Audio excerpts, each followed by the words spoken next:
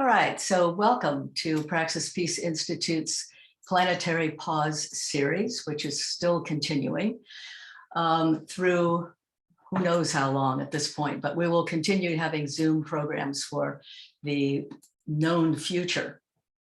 I'm Georgia Kelly, the director of Praxis, and today we have with us a representative from the Post-Growth Institute.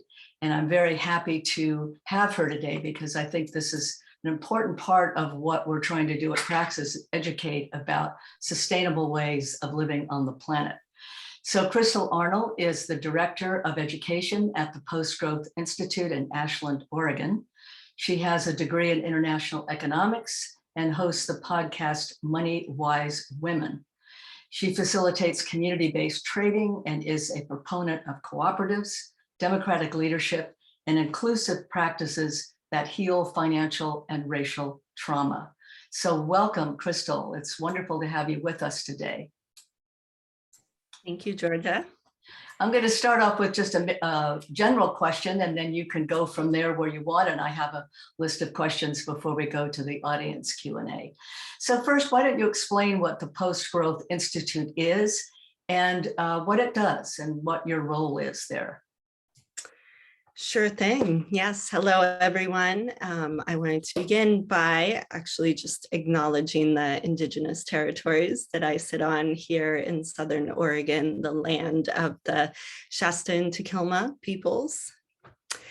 And also want to invite us, maybe you want to just put your hand on your heart for a moment and inviting us to drop down from the head into our bodies today.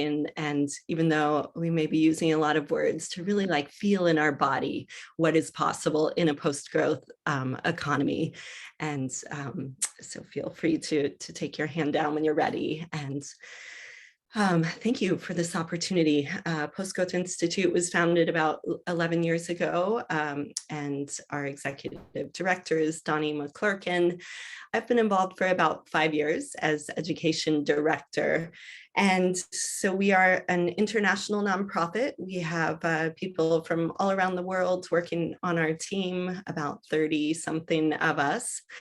And it's really our mission to shift the world into one where people, companies, and nature can thrive together within ecological limits. So we do this in a variety of ways. We work collaboratively to develop programs, events, alliances that really promote the equitable circulation of money, power, and resources, both in our local communities and in our global economy. So I'm just going to tell you briefly now the three ways in which we do this.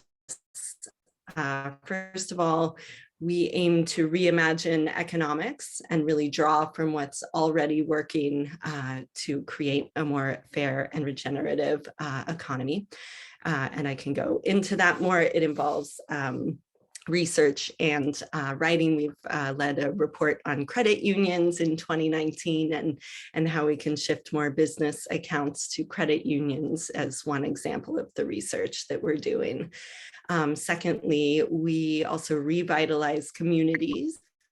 And that's really my area of expertise, is facilitating processes that reveal the true wealth in our communities.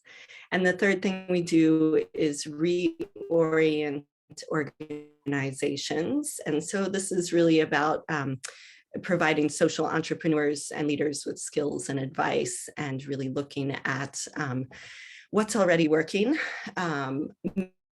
Many people don't realize that organizations with kind of a post-growth model that does not extract profits into stakeholders' or into private ownership are already being used. They include consumer cooperatives, nonprofit enterprise, industrial foundations, and actually already account for about 20% of the global GDP. So it's also like reimagining the framework of business and how that can circulate our resources back into the hands of people.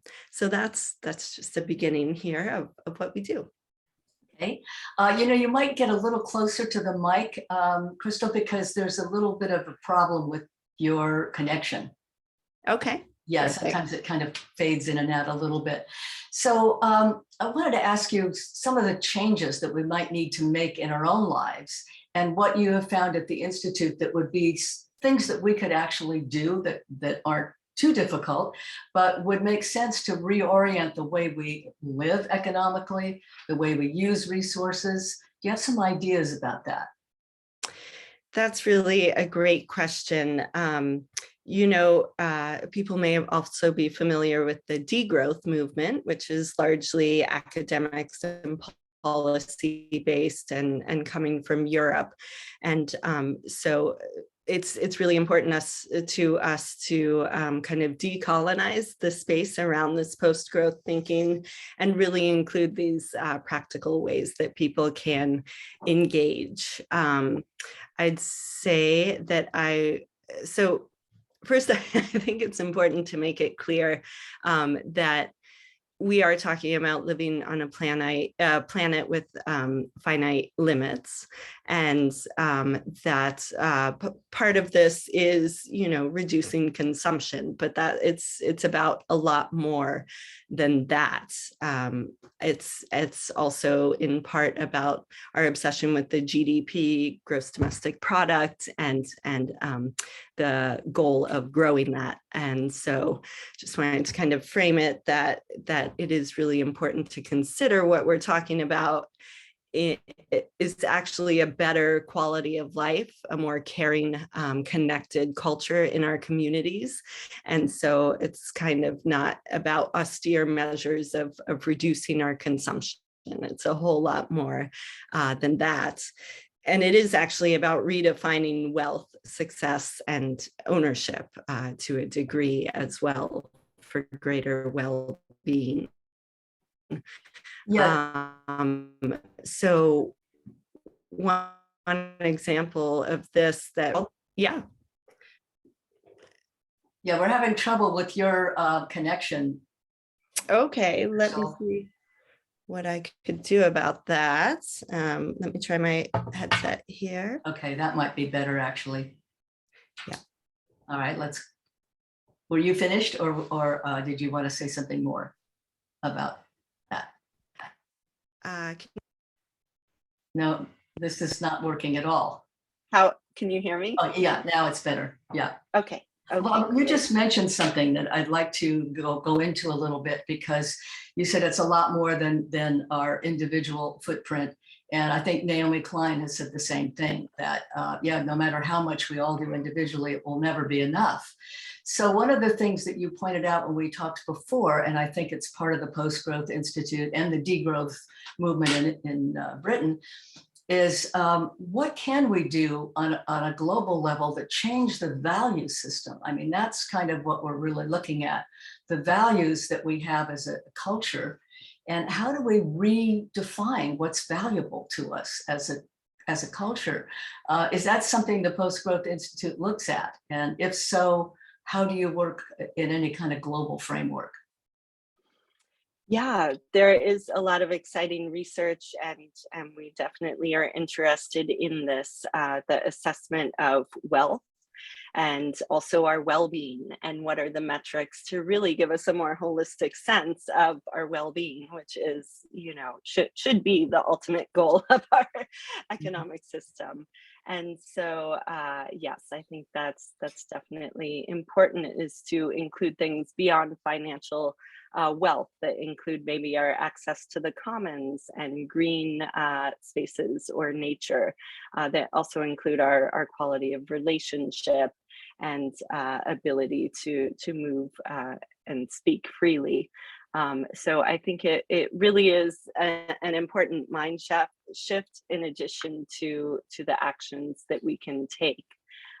So it does kind of reorient the goalposts for us. Do you have any interest, or does the Post-Growth Institute ever consider things like boycotts as a way of calling attention and to a particular type of business, or a way to organize people around? Do they ever consider anything like that? Not boycotts in particular. We do encourage people to bank with local credit unions as one example of something that many of you are probably already doing. And at the macro level here, I do want to say that it's very important to understand this fundamental rule of economics, that money and debt are created simultaneously. And through this fractional reserve banking system that we've got, there is a natural consolidation of wealth, and we see huge wealth inequality now, which is contributing to social instability and incredible suffering of our most vulnerable population. So that this debt is created and interest is charged, so it's basically never enough money in the circulation to pay off the debt, and especially if it continues to accumulate or be hoarded, we start to see real problems with circulation. Yeah, this brings up a point that we've actually talked about in other meetings too, and it's the whole compound interest and the fact that there will never be enough money to pay back loans plus the interest. Doesn't exist. It will never exist in the system. And this is something I think the mindset has to change around. And is this, in your educational capacity, is this something that you ever talk about with people about how we really need to lobby to change the laws that allow this kind of, I would call it usury, that exists today? So is the Post-Growth Institute involved in doing anything about that, or how is your education around it? Great question. I have a twofold answer. One is about the importance of public banking as well. You probably know we have one in North Dakota for the last century, and California's got an active movement as well. So the Public Banking Institute is something I personally support. The Post-Growth Institute hasn't really looked at lobbying or anything in particular around this topic. What has shifted the mindset is people's participation in this community process called the offers and needs market. So I'm happy to explain a little bit more about that, if now might be a good time. Yeah, why don't you do that? Thanks. Cool. Yeah. Yeah. So what makes this process really unique is it empowers people to basically connect and complements mutual aid efforts. You know, since the pandemic, probably most of you have become familiar, right, with mutual aid and just how it is distinct from charity, which is a hierarchical, top-down kind of approach to meeting the needs of people in society. And so it's a one-way flow from the charity to the needy people. So mutual aid is actually that we all have needs and things to offer, and some of them may be more urgent. So this is basically a facilitated group process where people get in small groups. We were doing it in person until the pandemic, but it's nicely shifted to Zoom. So it's a process of reflecting on the variety of things that people may offer connected to redefining our wealth. It's actually looking at things which may have never been monetized before, or we may have never done professionally. So it helps people get a little more creative about their own value. And then they kind of go through a speedy process of sharing their offers around the table, of networking, and then doing the same process with their needs. And so it's really about building a culture of trust. And we've seen that in our hundreds of survey results is really exciting to see how people's confidence builds with speaking to one another. And because people can share their offer, their need as either a gift, free, it could be barter, there could be a specific money amount. So they really have a lot of flexibility as far as how they offer things, which makes it distinct to like, you know, a gift circle or something. So we've really seen incredible results about how people are able to connect and share, and this really complements. Mike Strode's been using this process for about 3 years in Chicago to complement his work with the Time Bank, to be able to actually look in people's eyes, even if it's virtually, and hear them speak and build trust that way. So we've really found it is incredibly powerful for helping people connect, and ultimately, to bring it back to your question, it's really about shifting the narrative around community resources, and we've really strengthened a base of organizers who are creating a culture of trust and empathy and connection through doing these events. Well, I think you're bringing up a really important part, because to change people's perceptions, you have to have these kinds of meetings where people can interact with each other, learn from each other. And when you're talking about monetizing things that we may have never monetized before in order to exchange, I think this is a really important piece too, because, and it does dovetail with Mike Strode next week, is that there are a lot of things that or abilities that we have that we can exchange for that aren't right now paid for, but could be exchanged without money ever becoming part of the equation. And I think that's a very interesting idea. But we don't have that when we're all separated from each other. That can only happen when there's more connection. And I think the workshops that you're talking about provides a lot of that connection. And the other part I wanted to get to was the narrative shifting. How do you find that works in a group setting?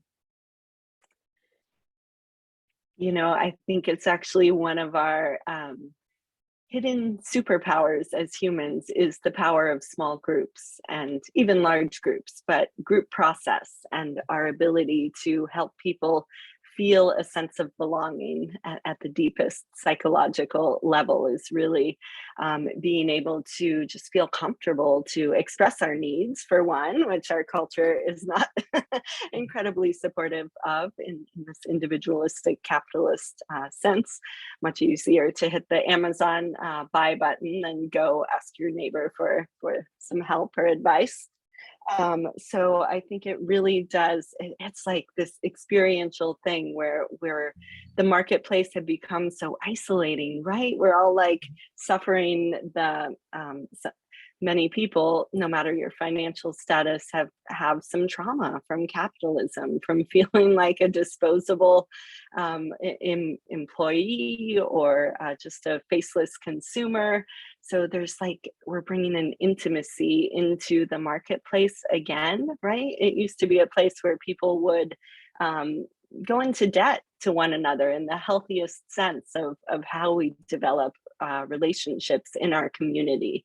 And so regardless of the numbers of matches that are made, it's really this kind of mindset shift that people can ask for what they need, can start to see a broader sense of their own value as well. So it's really quite exciting. So I wanted to ask you, when did the Post-Growth Institute, when was it founded? What year? Gosh, that was 11 years ago. So about 2010. Yeah. Okay, because Donnie McClurkin, who is the head of it, spoke at our 2009 conference here in Sonoma. I guess it was just before the Post-Growth Institute began. I know he was talking about it then. But one of the last things I wanted to ask you about before we open it up to questions is, what does the lifestyle look like? What is the post-growth lifestyle? What would it look like to us? Great question. With no easy answer, I know that. Well, what's amazing is we have done this little test around the world of asking people to draw a symbol of the current economy and then the post-growth economy they'd like to see. And there's some very clear themes that come from that. For time's sake, I will just summarize today is that it's often a isosceles triangle like this for the existing capitalist economy. It can be scribbles or downward sharp arrows. And then when people describe the economy they want to see, it's either a circle, it's often waves, or the infinity sign. And so we've done this across all cultures with thousands of people and found this very fascinating thing. So I want to say deep down, we all know at some subconscious level what a healthy economy could be. And really it gets to this point of healthy circulation. And a sense of enoughness, where we really can determine what is enough, whether it's hours worked in the week, or, you know, just really noticing our life, perhaps simplifying in ways to really just find that deep sense of satisfaction that breaks the spell of consumer culture. And the second part, I'd say, beyond that, like reduced consumption, which is very typically talked about in degrowth, is relationships. Is that we really focus this type of living on quality of relationships, on being inclusive with a variety of perspectives in our lives, of really being able to connect and trust and speak openly together. And so I think an economy essentially is not a place for profit, but a place to come together and care for one another. So really, it's just every time that we make a financial choice, especially just considering the ramifications of that, and if we are acting in alignment with our values as far as the companies we're supporting. I think this is very good. The ideal economy, that's, I think the ideal economy is something that we had on some level in the past, and other places have it much more equitably than we do at this time. I know one of my interests has always been to deal with this, the usury type of compound interest. And I would really like to see something happen on a national level to deal with this, because it's ruining so many families and so many people's lives, especially when they go into debt for health matters. So this is a whole other thing, which I won't take you down that rabbit hole at the moment, but I wanted to put it out there because it's something that we don't talk about too much. And I think people who are comfortable financially don't even know it exists. So I always want to bring it up when I can, because I think it's critical. But I want to open this up now for people in our audience to be able to comment or ask you questions, or just take part in the discussion that we want. Oh, before I do that though, I wanted you to talk about, just let people know when you're doing another workshop that you were talking about and what it would be like. Sure thing. Thanks for asking. So I actually have something to offer any of you today. We do have a list of the steps to running your own offers and needs market that I'm happy to share for free with you. Just a basic to get you like started with a small group of, could be friends or family, or pretty casual. So we've trained hundreds of facilitators now from over 16 countries. So it's really cross-cultural, and not only and I will get to the training in a moment. So we've found that this creates social cohesion and social bridging. So if you're looking to, as someone mentioned in the chat, in this polarized world, kind of bridge the divide between the wealth gap, race, gender, this is a really great process to do that. So in March, starting March 1st, we're running a 5-week virtual training on how to facilitate an offers and needs market. Mike Strode will be my co-facilitator for that. And really excited to invite any and all of you. We can also run offers and needs markets for you or your organizations or communities. Happy to chat about that later if any of you are interested. And I'll put my email in the chat as well. So happy to also do small group consultations with people who we even implemented it in the Post-Growth Institute. So it's part of, we have it several times a year for people on our team, and also just a shorter version of 10 or 15 minutes within group meetings. So I'll put my email in there if anyone wants to get those steps. Ever any information on the workshop that you'd like to put in the chat box, please do so. And I've saved it. I think if everyone doesn't know how to save it, you can always contact me and I'll send it to you. But there are 3 little dots on the bottom of the chat area where if you just click on it and you at the top, it'll say save chat and you can save it to your own computer. So now I'd like to open it up to comments and questions. Does anyone want to begin? When I call on you, you can unmute. It always takes a minute or so to. Helen had a question in chat. It was kind of answered, but I figure maybe. Helen, did you still want to ask it? Well, maybe not. Yes, Oh, I good. think she kind of answered it, but in terms of the tools that are actually used in the group process to get people to explore their deep needs and the problems with the trust issues, that gets into very deep level of psychological needs.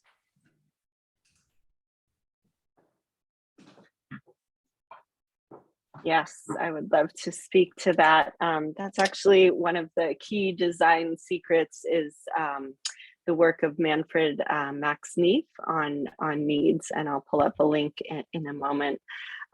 Because we often hear of Maslow's hierarchy of needs, but this actually gives us, I believe, 9 areas of different types of needs for people. So part of this is actually redefining that. And we've been quite successful in creating more intimacy in online meetings. I'm sure you all have sat through some awkward moments in the early days of the pandemic and Zoom meetings. And one secret we've found is the use of silence, of letting people reflect. So people who are more introverted can really process at their own speed and be able to participate more comfortably. And so there really is, we've made a great effort to be more inclusive and ultimately like, bring out the best in people, like let us feel more comfortable and able to connect. Who's next? Yeah, I'll ask a question. Okay, go ahead, John. Generally, my concerns are not do people want to help. It's, I mean, the people that do, it's the apathetic, affluent, college-educated group who just thinks, it's screwed. You know, I just wonder your approach to apathy and fatalism in general, especially from young people. Thanks, John. I remember this coming up last week. I think it was Lori maybe mentioning it about your organizing work. And so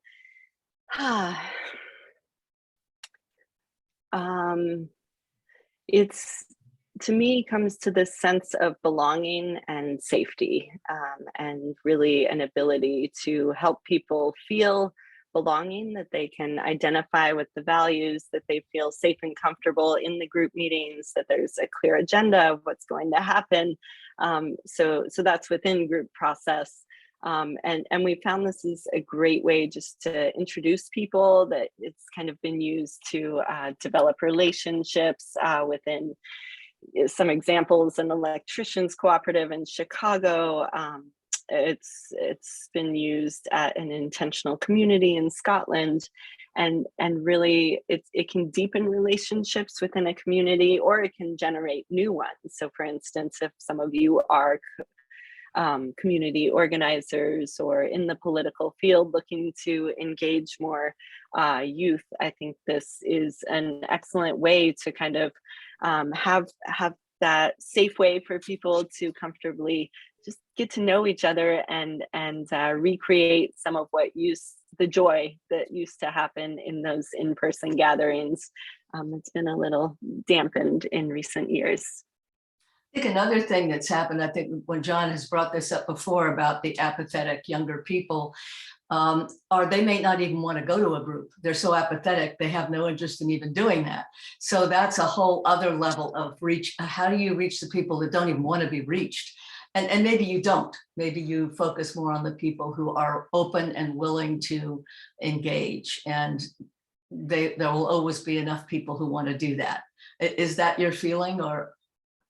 Well, for me, I was just reflecting on intergenerational exchange and how we can bridge that and build understanding, which is ultimately through conversation, right? And being curious and being able to feel heard. So I think anytime that we can actually encourage intergenerational exchange through this type of neutral, decentralized platform, that even the 19-year-olds can get more confidence in what value they may even bring, and feel an even playing table with more older, distinguished people. So it really breaks down some of those social reputation barriers that may keep youth from even feeling like, oh, I just don't have anything to bring to the table. So. Okay. Someone else? Jerry, and then Julie. Okay, Jerry? Yeah, so it sounds to me like you're focused mostly on providing alternative ways of living on a relatively small scale. And I'm in some respects, well, at least I would be interested in hearing whether, to the extent to which your group really deals with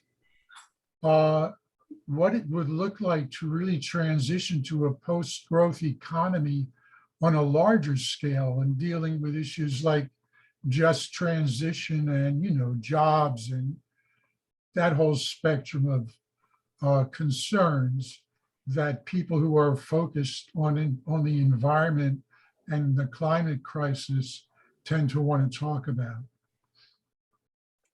Yeah, great question. Thanks, Jerry. I'm going to put a link to our fellowship program here. We've got, I think, about 20 something fellows from around the world, and there's several good articles more on that macro scale on there, talking about the indicators. There's also the well-being kind of economy movement, looking at that level of measurement on the big scale. There's the New Economy Coalition. So we do have the Post-Growth Alliance with over 60 nonprofit members from around the world. I can also put that in the chat. So we do have quite a big alliance, and I think that's also really the heart of it, is networking to affect change, to learn from each other's best practices, and there definitely are people working on that bigger macro level as well within our research and writing team. Donnie's working on a book, How on Earth, which discussed more the macroeconomic policy piece. When will that be published? Oh gosh, we are wondering. Probably, hopefully sometime next year if all goes well, but I'm not sure. Yeah, is he still in Scotland, or is he in Oregon? He's here. He's about to move to Argentina, but Oh. he is, yes, he's from Australia originally. Oh, I thought he was Scottish. So Australia. Yeah.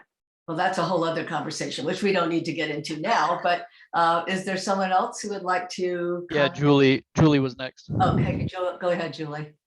Hi, I'm wondering if there's any interest in what you're doing or any outreach that you've done to the premier business schools in the country and taking this concept to the people who theoretically are educating themselves to run the businesses of consumerism. Yeah, I think that is a really important avenue to affect change is through those programs. We often do talks at universities and experiential things. We even have a live process to kind of show how money and debt is currently circulating and consolidating. We've done that at some universities. But absolutely, I think some of this needs to and is coming into more of the academic dialogue, and like I said, particularly in Europe. There's a woman, Melanie Ryback. She's one of our fellows in Amsterdam. She's American, but she does have a post-growth entrepreneurship training, which kind of does play that role of like an MBA program or something. So it's a great question there. Thanks, Julie. So this MBA program, is this more, well, yeah, explain just a little bit about that, then I'll go to Ray. Yeah, I think the best thing I'll do is pull up a link to her article. I can't speak too Right. much about what's in her program. It's not an official MBA. Got it. Okay, Ray? Yes, I was trying to think in terms of the overlay of this on a program we've been trying to do something with here in Sonoma Valley, with the goal of trying to, improve, food security as sort of as a base template for how people, are able to interact. And that is through something we want to call a farmer co-op. And so the idea is, especially the organic vegetable farmers that we have a few of around here, during the pandemic, they were hit up pretty hard by the donation people because of all the, the food programs that expanded and so forth. And so part of this idea would be to figure out a way that they could both, get that material in the food security stream, sort of on the nonprofit side, while being able to, get paid for it, so that they weren't just hit up. And I'm thinking then, how does that expand into sort of the larger community dialogue around basically equitable distribution of food resources? So I'm just wondering if, hearing that generalized idea, that what you offer in terms of specific building blocks, that would be helpful. I'm so glad you answered that or asked that. It's really an important sector, as we all know. And I do have an example actually from Mike Strode, an event that he ran just in November here for the Chicago Food Policy Action Council. So it was the end of a 3-day in-person conference that they had in Chicago with different food buyers and food suppliers. And he ran a 2-hour offers and needs market.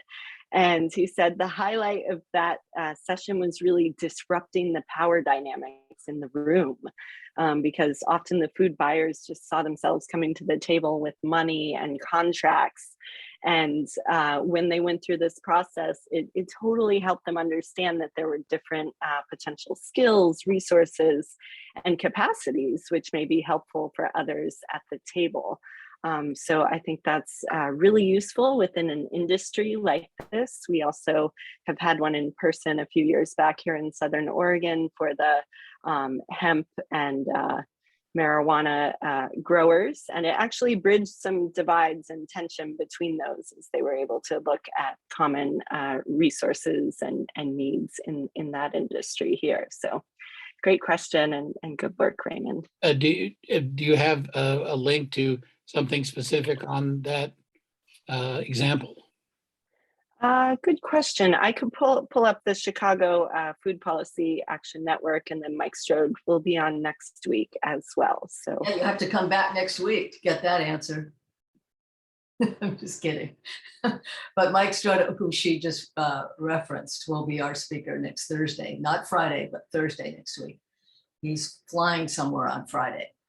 But that's interesting about food security too, because I was talking to another nonprofit leader here in the Valley yesterday, actually, about, or it was 2 days ago, about food security and about ways that people could, who don't have much money or who owe a lot of money, could be exchanging services for food or for services they need.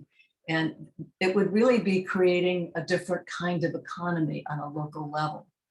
And I think we're at the point where we need to start doing that. So do we have any more comments, questions? I'm looking. Katie, go ahead. I'm still pondering this idea of how to spread the sphere to a larger venue, or somehow to get out this change of values, this new paradigm, this new narrative about the common good, because what we see now is mostly divisiveness.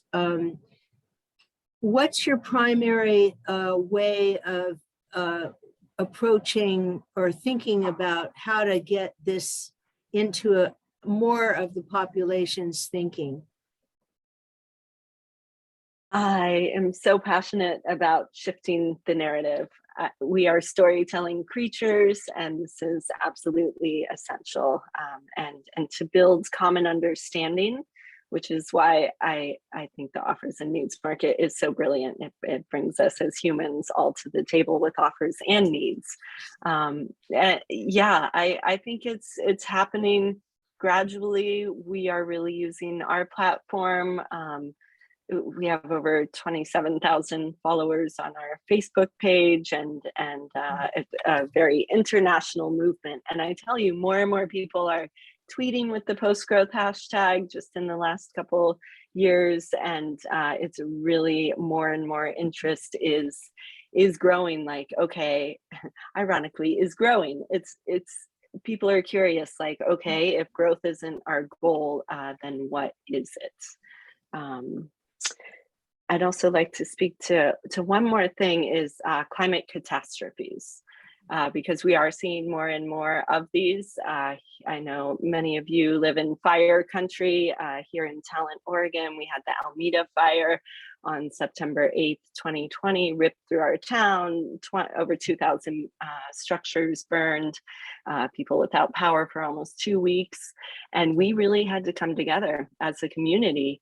And there were mutual aid stations that popped up, local nonprofits just put them in the parking lots, and they stayed around for several months. And at every one of those stands, there was a list of offers on a whiteboard, the current things that they had, and then the needs of things. So whether you were wanting to help or needed something, you could stop by. They were posting those pictures on social media. It's really this ancient way of coming together as people, is to look at this and be able to respond more agilely to natural disasters, which we will continue to see increasing. So I think this is essential to not only develop these relationships before that happens, but if it does happen, be prepared to know how to support one another. I think this offers and needs is a really critical piece for the kinds of climate catastrophes we're going to be looking at pretty much continually from now on. And to be prepared for that and to understand that process, I think, is really important. People do come together in catastrophes, but sometimes they don't know where to go. So I think this is a really helpful way to look at the local situation. Yeah. Ken, I see you've got your hand up. Ken? Yeah. Yes. Hi. I'm wondering, is it necessary to inoculate large corporations with this kind of thinking, or can we make do without them, since they live in a totally different world than you're speaking about, and they're used to it. They have hundreds of years behind them. Well, hundreds. We'll say 100 of being the big shots and running things the way they want to run them. Not necessarily to the advantage of a lot of people. So is it necessary to try to, as they say, inoculate them with this kind of thinking? Is it even possible? And do we need them? Yeah, that's the vaccine we're going to need. Right. Oh my gosh, that's a big question here. We do consultancy work, Donnie, especially with some larger organizations, including, I want to say it's surprising. There are already many industry foundations. Bosch Tools is one example. And I think Velcro is another one. And so there are examples of larger organizations, and we are being approached by some larger companies about how to integrate this. You know, people see the writing on the wall that this can't continue endless growth, and so how do we reframe our marketing and messaging in alignment with this? That's a short answer there to a big question, Ken. So we have any more? I'm looking.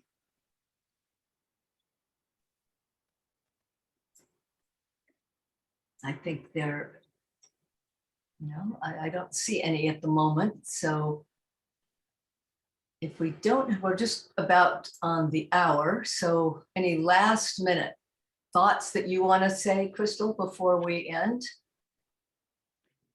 And if you had a chance to put everything in the chat box that you wanted. Yes, I think Okay. I did. So yeah, just to encourage everyone that we are all natural facilitators in our life, even if you may not consider yourself one or never had training. I just really encourage you to reach out and email me and get that list of steps to running your own market, maybe do our training. People notice how it affects their personal life and how they're talking with others and their own confidence. So I'm just kind of here to finally demystify facilitation, and really, I think it's one of our undervalued skills in today's world is running inclusive group meetings. So really encourage everyone to reach out and follow Post Growth on social media, join our newsletter. We actually have a really great monthly newsletter. People are just continually surprised how much good news there is about what's happening. So I really do encourage you to get engaged with Post Growth Institute through our website. It is a super exciting movement happening globally right now. And thank you, Georgia, for continuing to be a thought leader for so many decades, and for inviting me on here today with your great community. Well, it's wonderful to have you with us, Crystal. I really appreciate it. And I hope you come back when we have, I realize I didn't get the last minute Zoom link to Mike Strode, and I'm so sorry. So I didn't hear from him though, so maybe he couldn't come anyway, but hopefully you can come next week when he's on, because I think these programs dovetail, as you had mentioned before. I'm going to stop the recording at this point.